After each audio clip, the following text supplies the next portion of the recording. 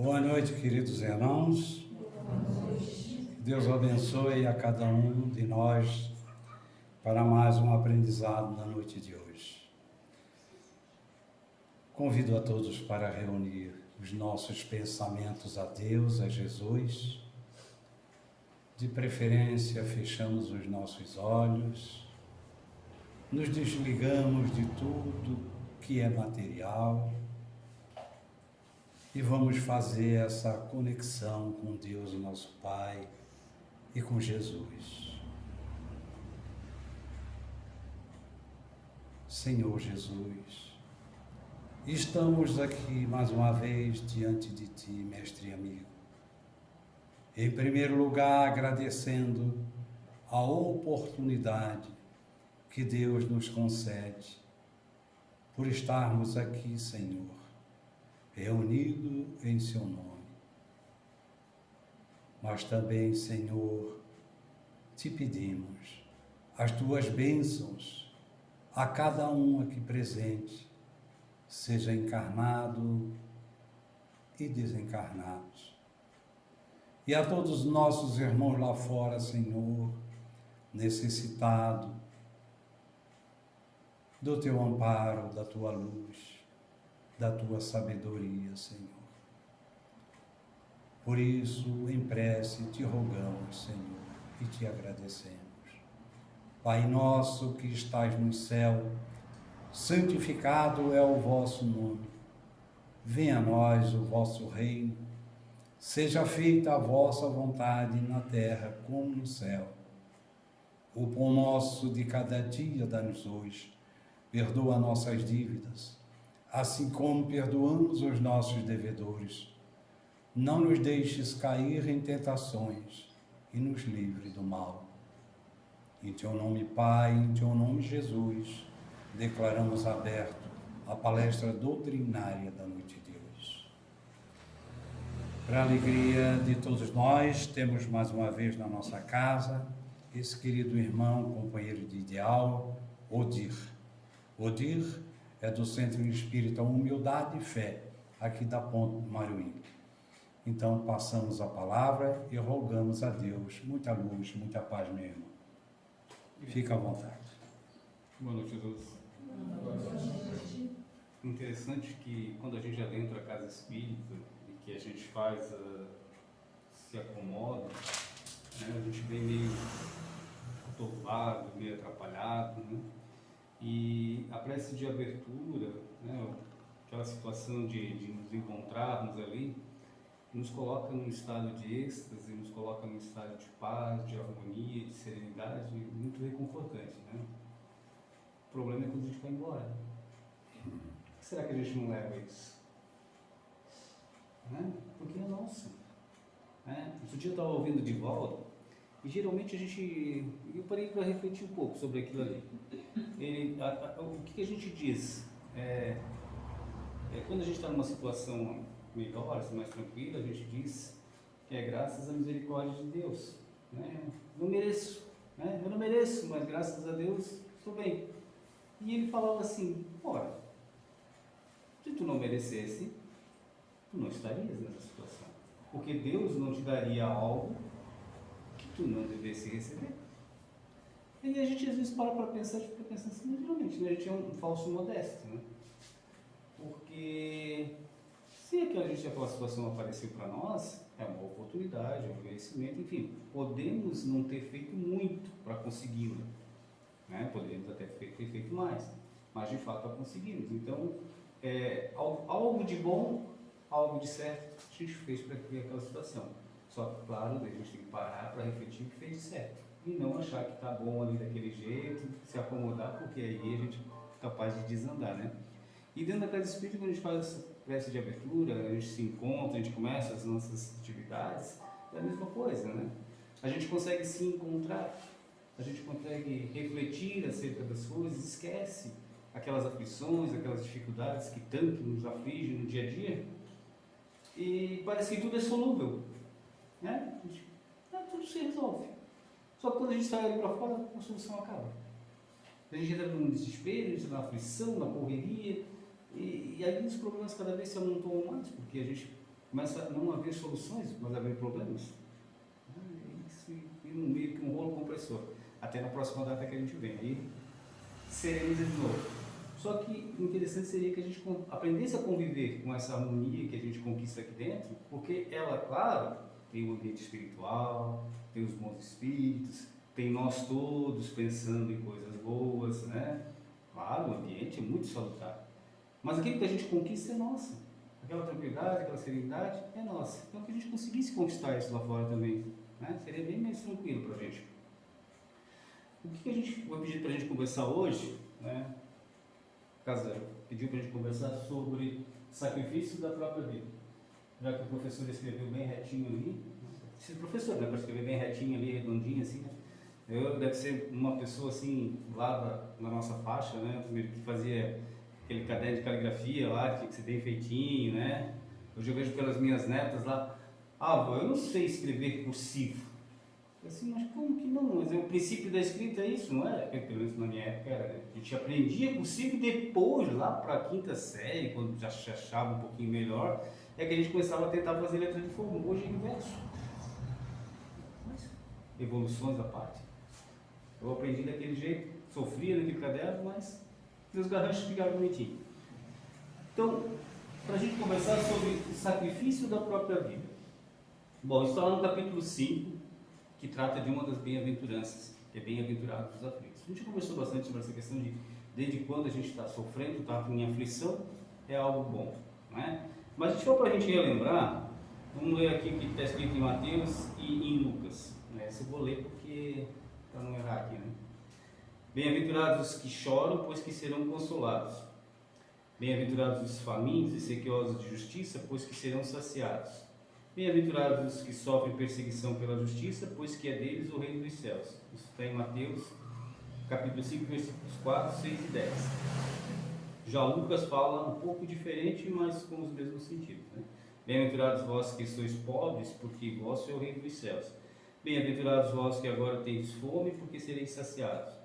Ditosos sois vós que agora chorais, porque rireis. Isso está em Lucas, capítulo 6, versículos 20 e 21. E Lucas continua dizendo, mas ai de vós ricos, que tendes no mundo a vossa consolação. Ai de vós que estáis saciados, porque tereis fome. Ai de vós que agora rides, porque sereis constrangidos a gemer e chorar. Lucas 6, capítulo 6, 24 e 25. E, em síntese, ele quer dizer que, quando as dificuldades vêm para nós, né, e aí a gente vai buscar o entendimento da doutrina espírita, elas não vêm por acaso. Né? As dificuldades que chegam para nós, elas chegam primeiro porque nós geramos isso. Então aquilo que está acontecendo comigo não é culpa, não dá para eu exteriorizar a culpa, ela é minha. A ação que gerou essa dificuldade é minha. Mas também o mérito da resolução dessa dificuldade será meu. Né? Então, o que acontece? Essa dificuldade chega até mim, mas se eu sobrepujar ela, se eu vencer ela, se eu crescer com ela, eu herdarei o reino dos céus, eu serei esse vitorioso. Já ao contrário, se eu me apegar a vivenciar só as coisas materiais, né, aqui ele fala assim, de vós ricos, não é o sentido de rico, porque tem dinheiro ou porque não tem dinheiro. É o sentido de se apegar às questões da matéria e vivenciar só nelas. Não me prender às coisas de ser espiritual. Estas me trarão dificuldades na próxima existência ou no retorno ao plano espiritual. Porque até a dificuldade de me afastar disso eu terei. Né? Quantas vezes a gente vê os relatos de entidades que ficam próximas àquilo que lhes pertencia, sejam bens imóveis, sejam bens móveis. Né? O próprio Chico narra, né, a história lá do quadrinho lá que a pessoa ganhou e os donos do quadro iam junto onde o quadro ia, eles iam junto. Né? E a dificuldade da pessoa, puxa, estou comemorando aqui me parece que era o aniversário do Evangelho lá, nosso quadrinho foi roubado. Ele assim, isso foi uma graça que vocês receberam, porque com o quadrinho foram as pessoas, foram os irmãos, foram as entidades que estavam muitas vezes atrapalhando. Então, veja, a gente tem essas dificuldades. Mas lá no finalzinho do capítulo, a última parte que vai tratar exatamente acerca dessa questão do sacrifício da própria vida, primeiro eu acho que a gente deveria conversar um pouco sobre o que é vida. O que é a vida? Outro dia, as pessoas dizem assim, o que o Espiritismo nos ensina? O Espiritismo nos ensina sobre a morte, sobre morrer, sobre como morrer? Não. O Espiritismo fala exatamente acerca de como nós devemos viver. Como nós devemos viver? Como vivenciar as coisas que acontecem conosco, para que nós tenhamos, não uma morte, mas uma passagem, um retorno ao nosso plano espiritual de uma forma tranquila, serena e evolutiva. Então, hoje, quando a gente hoje está muito tranquilo, eu particularmente gosto muito de ler sobre questões de física, de astronomia, e tem o telescópio lá que foi lançado agora no final do ano passado, e ele está trazendo muitas imagens bonitas para a gente, para a origem do universo. Algumas nós estamos aprendendo, os cientistas estão buscando conclusões, se atrapalham um pouco, mas essa aqui não deveria ser assim, nós esperávamos que fosse assim, mas está vindo assim, será que está certa essa imagem? Será que tá... Enfim, estão chegando a conclusões, as pessoas estão questionando, por aí fora. Mas o que a gente tira disso? Que esse universo que nós estamos vivendo agora, fisicamente falando, ele teve um início, O próprio Kardec fala isso lá no Livro dos Espíritos, ele tem um início, ele tem uma origem, porque se ele sempre existisse, ele seria igual a Deus, e Deus é a origem de tudo. Mas esse plano físico, ele teve uma origem e vai ter um fim. Esse plano físico terá um fim. Isso é sabível já. Nosso planeta, daqui a um pouco, ele vai se extinguir. Mas isso é o plano físico, é a situação física. Mas nós somos espíritos, nós vivenciamos em um outro plano. Assim como os espíritos estão aqui e nós não o vemos, o nosso universo, vamos dizer assim, espiritual, também nós não conseguimos ver. Mas ele está aqui. Ele interage conosco e ele é eterno. E é para onde nós retornamos. Então, em essência, nós somos um ser espiritual. Estamos hoje vivenciando um aspecto de reencarnação, onde vivenciamos a matéria. E essa matéria, essa formação física que nós temos, esse nosso corpo, ele chega a um determinado momento em que ele, vamos dizer assim, tem uma falência, tem um fim, se extingue, que é dito por nós como a morte. Então a gente tem um início na formação desse corpo, lá no ventre da mamãe, e tem um fim em algum momento pela falência dos órgãos, pela extinção do fluido magnetizado, enfim. Ele tem um início e tem um fim no corpo físico. Só que nós, a essência que habitamos esse corpo físico, não temos fim. Nós vamos continuar. É claro que nesse capítulo ele está falando exatamente dessa vida que se inicia no ventre materno e se extingue com a morte, com a falência do corpo físico. Desse período. Então, o que sacrificar, ou de que valia teria o sacrifício dessa vida? Ou seja, eu, aqui fisicamente falando, de repente colocar essa minha vida física em risco. E ele fala sobre dois aspectos. O primeiro aspecto é aquele em que eu não estou me acertando muito bem aqui com essa existência, acho que eu não valho nada, acho que as pessoas não gostam de mim, acho que o sofrimento está muito forte, tem muita dificuldade, enfim, estou desgostoso com essa vida. Por isso eu resolvo que não quero mais viver. Vou tirar a minha vida. Só que também eu tenho lá, vamos dizer assim, um pouquinho de consciência, dizendo, não, isso é que eu vou tirar, vou fazer uma coisa de útil para tirar isso. E é o que ele questiona aqui. Então, se eu quero tirar a minha vida, não estou mais gostando de viver, mas para isso eu coloque essa vida em risco para ajudar alguém, qual é a valia disso? É válido, não é válido? E ele cita um exemplo, por exemplo, de repente eu estou aqui, existem guerras por aí, eu me voluntario para uma guerra, eu sei que lá eu vou padecer, mas em tese eu vou ajudar alguém. Mais ou menos assim o sentido do questionamento. A espiritualidade responde que de nada tem de valia. Por quê? Porque é exatamente um suicídio. Só que talvez eu esteja floreando para eu não ter essa consciência, talvez, de que eu esteja me suicidando.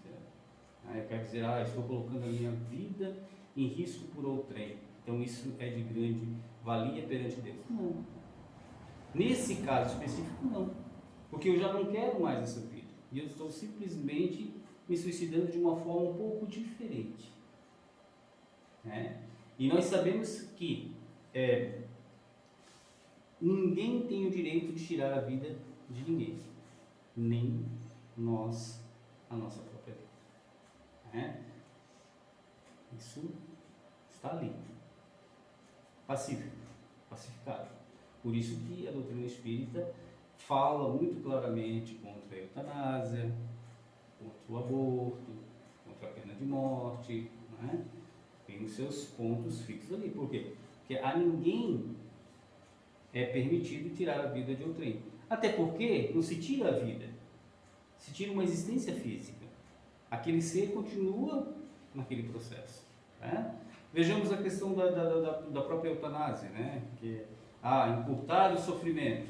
Ora, quem somos nós, né? Por mais que a medicina esteja avançada, ela vai lá e diz, olha, não tem condições, isso aqui não retorna mais à vida física.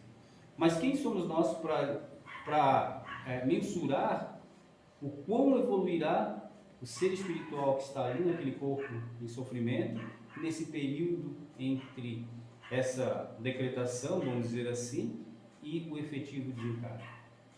Né? Porque aquele corpo naquele estado, aquele espírito olhando para aquilo, vencendo aquela situação, muitas das vezes consciente do que se passa ao seu redor, quanto ele evoluirá com aquele processo.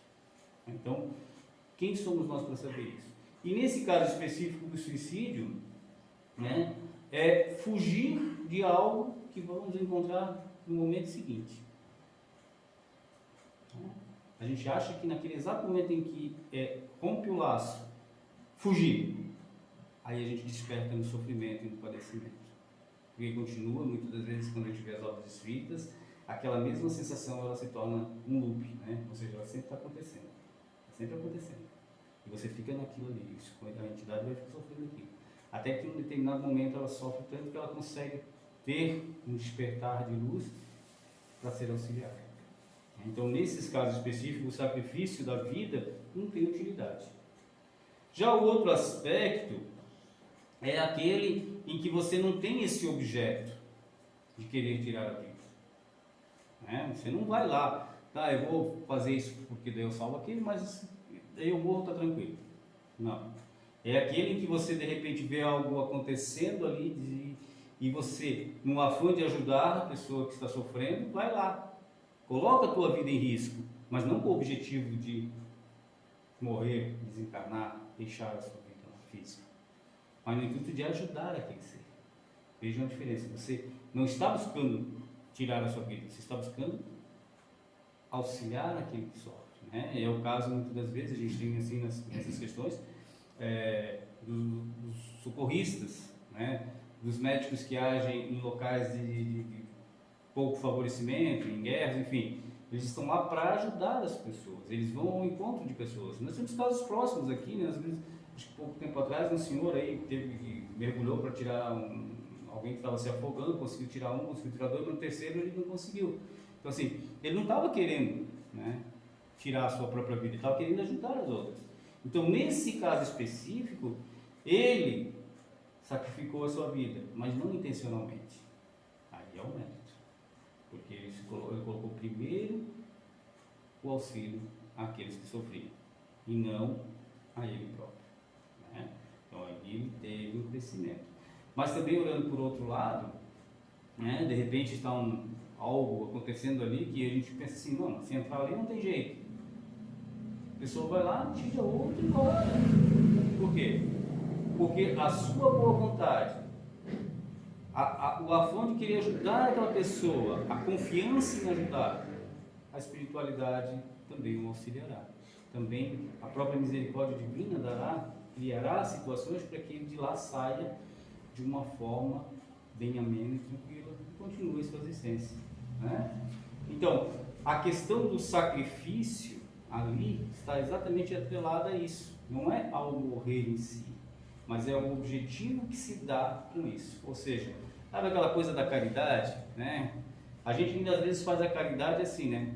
Eu vou ajudar.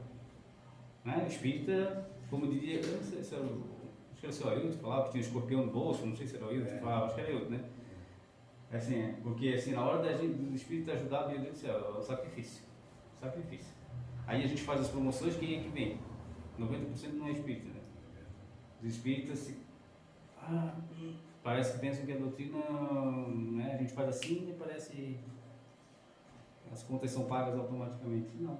A gente tem questões materiais que tem que ser tratada da forma material, né? Essa casa tem uma administração, não tem? Tem um presidente, tem um vice-presidente, tem um tesoureiro, coitado. Né? Por quê? Porque é sacrifício para manter as contas em dia. Mas é a parte estrutural que a gente precisa e a gente tem por questões legais também. Né? É uma associação que tem que ser regulada, que tem toda uma burocracia para preencher, para estar de acordo com a legislação humana. Olhando para o lado espiritual, né? Claro, tranquilo.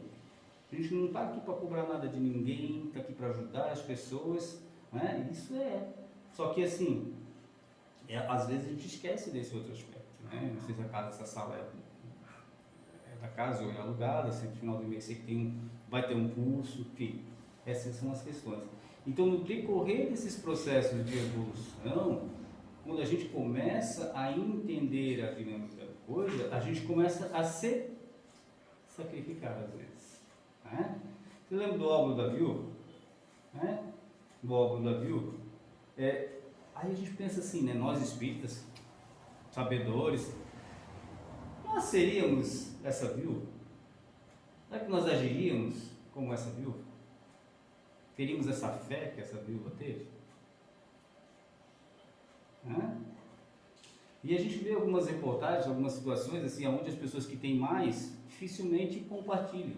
Já aquele que passa por dificuldade, ele entende aquele sofrimento e compartilha com aquele outro. Né? Outro dia eu estava vendo uma cena ali, o camarada tinha comprado um sanduíchezinho lá, que era o único que ele tinha, o outro pediu, ele achou lá no meio e compartilhou. Por quê? Porque ele entende a dificuldade do outro.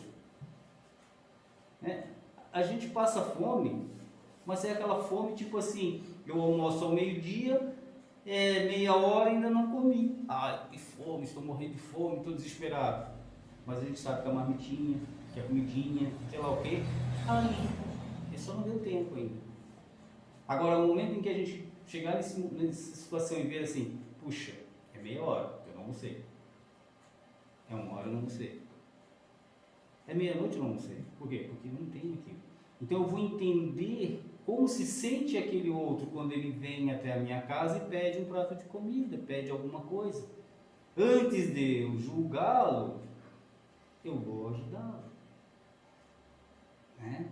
Mas às vezes a gente julga, poxa, mas aquele camarada lá é fortão, novão, podia estar trabalhando. Poderia, talvez, quem sabe, vai que ele tem algum problema de saúde, vai que ninguém dá emprego para ele. Né? Tem uma situação assim, a gente tem um assistencial e tinha uma pessoa assim, mas nossa assistencial não pode ficar distribuindo alimento assim, a torta direito. A gente tem que evangelizar, a gente tem que isso, tem que... Tranquilo, concordo contigo.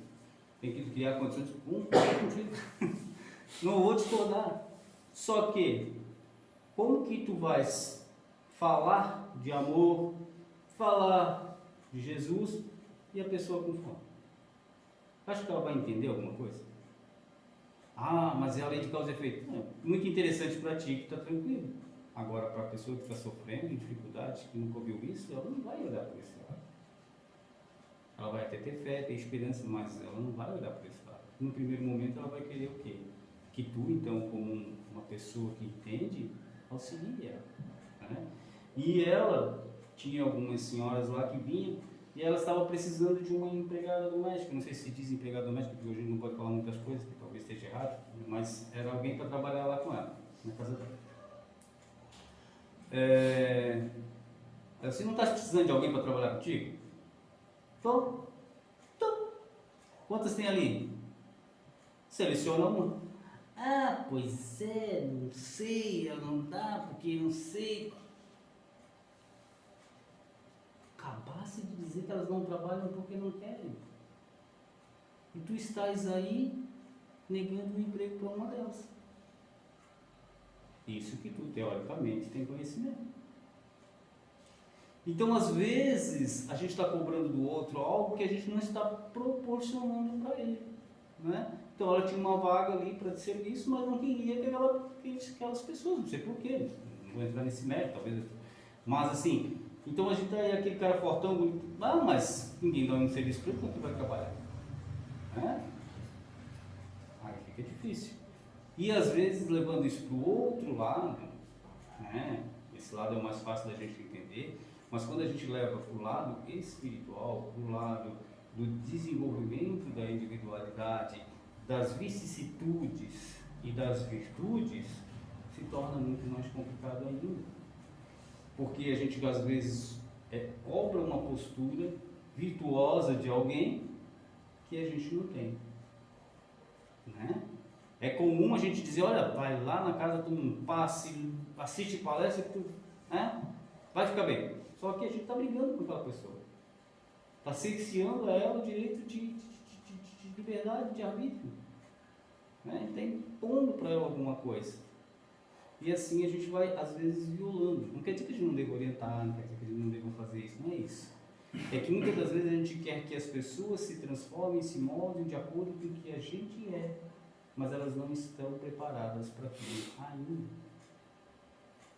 Nem todo mundo vai ser espírita. Um dia todos vamos entender acerca da verdade espiritual, mas isso não quer dizer que vai ser espírita. Porque o espiritismo hoje é o quê? É um compêndio de ensinamentos, de verdades. E a verdade não tem nome. A verdade é verdade. Né? Então, o futuro das religiões é os conteúdos doutrinários. É aquilo, a verdade. A verdade cedo ou tarde ela aparece. A gente pode desviar o caminho para cá, desviar para lá, desviar por todo quanto é lado. Mas ela chega. Então, lá na questão da viúva, foi exatamente isso. Ela fez um sacrifício. E quem sabe ela não estava sacrificando a própria vida. Porque se não tinha o que comer, não tinha de que se alimentar, a única coisa que ela tinha era aquilo. Mas ela deu de bom grado, de bom coração. O outro pegou do excesso e deu. Fez errado? Não sei. Quem somos nós para julgar? Porque às vezes a gente olha a pessoa assim, mas aquele lá. Mas lá, sem que ninguém veja, ele está fazendo muito mais. Sem ostentação. Está ajudando.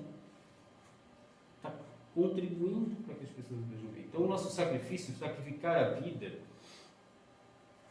no caso, fisicamente falando, a questão da morte, ela tem que ter um objetivo nobre. E ela não deve ser objetivada. Ou seja, eu vou porque eu quero ajudar o outro. Se isso acontecer, é um acaso.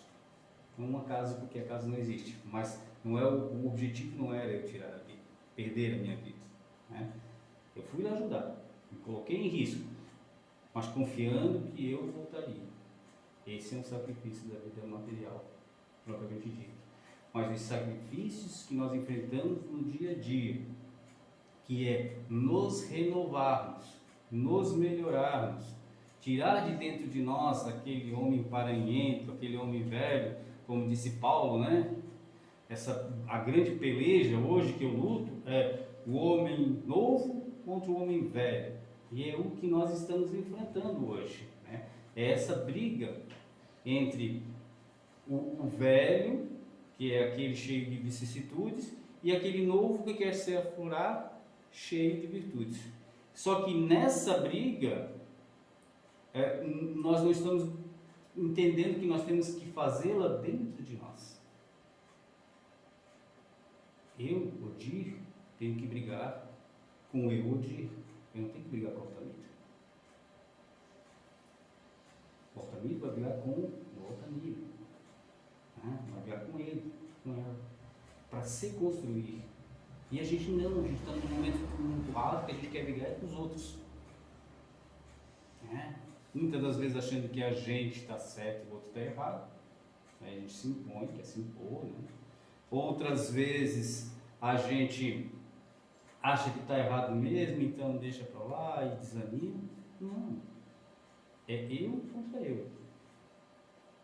As minhas más tendências, e eu tenho que conhecer, por isso Santo Agostinho falava da gente fazer a reflexão, o que eu fiz certo, o que eu fiz errado, Aí a gente naquela falsa modéstia lá também, ah, eu não faço nada de certo, eu sou um todo errado, pronto, aí deixa a coisa do jeito que tá.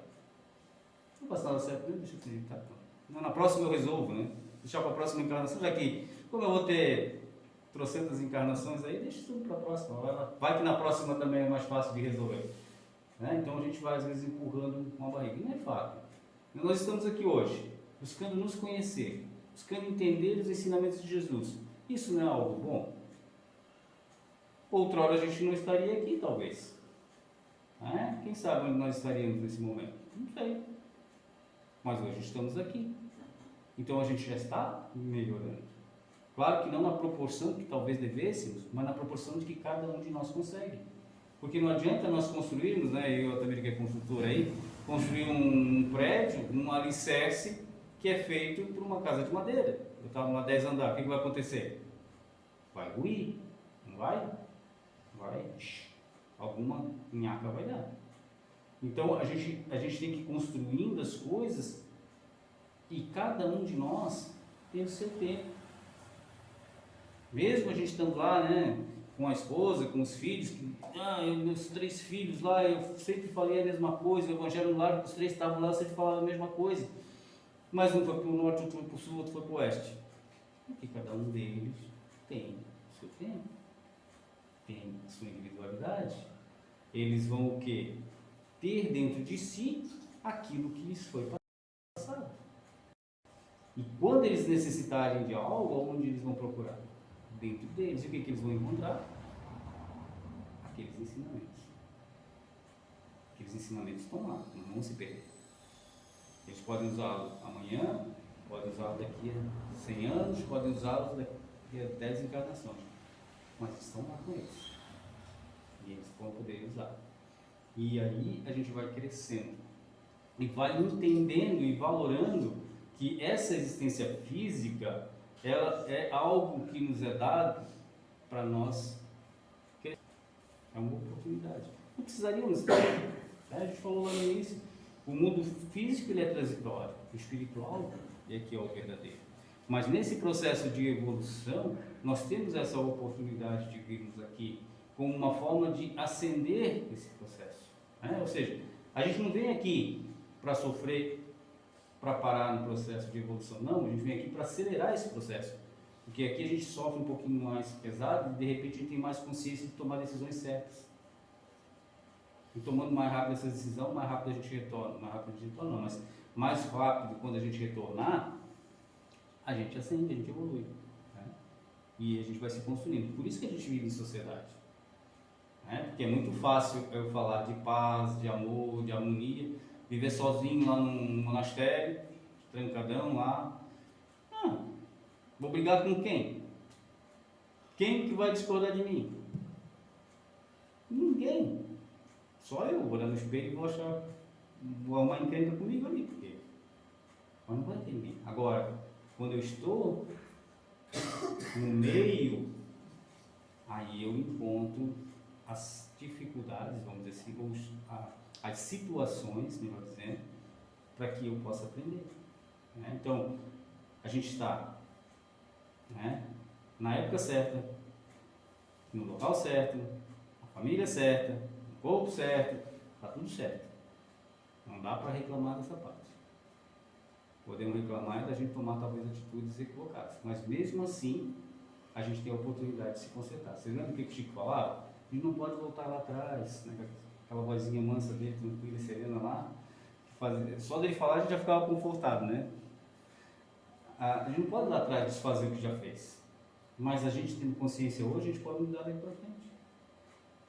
Né? O presente é que a gente toma a decisão. O mais importante é esse momento. Ó, tomei a decisão, vou mudar. Ah, que bom se eu só dissesse vou mudar e mudei. Né? Não seria tranquilo? Seria coisa melhor do mundo, né? A gente estava esperando lá naquela virada de século lá que dizia que de 99 para 2000 lá todo mundo ia dormir ruimzinho e acordar tudo anjinho, mas não deu certo. Não deu liga. Né? Então a gente tem que a gente pode deitar agora com essa decisão firme, com esse propósito firme de mudar, de tirar as dificuldades, de focar no melhor. Mas as dificuldades vão continuar ali amanhã. Elas vão estar ali. Só que o que eu vou ter? Força, perseverança, e vou me agarrar na espiritualidade amiga que vai estar sempre comigo. Vocês lembram do André Luiz? O André Luiz, né? O André Luiz desencarna e fica um período no umbral. E ele relata no livro lá que ele rezava. Depois de tantos anos lá, aí ele rezou, apareceu alguém. Opa, estás pronto para ser ajudado? Ainda bem que tu rezou, né? Ah, mas eu estou rezando aqui há tantos anos. Não. Agora você rezou. Agora você fez uma oração. Até agora você estava falando dele. Provavelmente, às vezes a gente faz isso também. A gente para fazer a nossa prece, mas não é aquela prece, não é aquela sentimento, né? Lá na prece fala que a gente tem que agradecer, né? O que a gente faz? Louva, pela sequência, louva, agradece e pede. Qual é a sequência que a gente faz?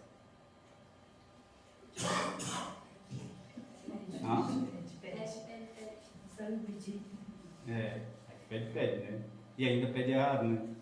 Que a gente pede para se livrar dos problemas e não resolver os problemas, né? E é com essas, na hora que a gente está resolvendo os problemas, que a gente aprende. Eu estava vendo a minha neta que estava saindo agora, e ela estava estudando matemática. Eu não consigo esse negócio assim. Estuda, eu tenho que aprender para resolver o problema. Se não aprender a resolver esse problema aqui e agora, nesse momento, e empurrar com a barriga, tu não vai resolver mais nada daqui para frente. Né? Se não souber dois mais quanto quer somar, diminuir, multiplicar e dividir, você não faz nenhum tipo de operação matemática, não é isso? Então a gente também. A gente tem que aprender os princípios básicos da vida. Para daí a gente construir. Primeira coisa, Jesus disse isso muito claramente. Né? E é interessante a gente levar isso sempre atento. Se tu tiveres em dúvida sobre o que é certo e o que é errado a fazer a alguém, se coloca no lugar dele. O que você gostaria que o outro fizesse para ti? No nosso caso da rapaziada lá do amigo pedindo pão. Você gostaria de receber o pão ou de receber um corridão? Só para rimar. O que você gostaria de receber? Se é decisão dele. Mas a minha decisão é que se eu estivesse no lugar dele, e eu estivesse ali, não é fácil, né? Eu gostaria de ser ajudado. Então, quando a gente pensar em sacrifício, e nesses aspectos aí de tirar a vida, primeiro, suicídio a gente tem que descartar. Não é uma boa ideia. E, infelizmente, hoje está sendo uma opção muito forte, porque nós estamos passando por um momento de transformação do nosso mundo, né? E isso traz muitas consequências. As pessoas estão muito tensas, muito preocupadas. A depressão é um mal que está aí, e muitas das vezes ele se aprofundando leva as pessoas a cometerem suicídio. Então, sempre que a gente puder ajudar essas pessoas que se encontram nesse processo de depressão, vamos ajudar, porque tirar a vida, fisicamente falando, não resolve os nossos problemas. Eles só se complicam mais, eles só se aumentam. Então, nunca vamos pensar em tirar a vida. Se por acaso a gente tiver que ajudar alguém e isso possa correr o risco, a gente não sabe, né? Às vezes a gente vai sair daqui não pensando em fazer nada, atravessa a rua e não deu certo. Então, às vezes a gente sai dali para ajudar alguém que está com um acidente, a gente vai lá, resolve e consegue. Por quê? Porque a gente tem que fazer isso com amor, com fé, com confiança. Se for o caso, pede uma proteção que com certeza ela virá. Que Deus nos abençoe, Deus nos ajude, que possamos retornar nossos lares em paz e em amor.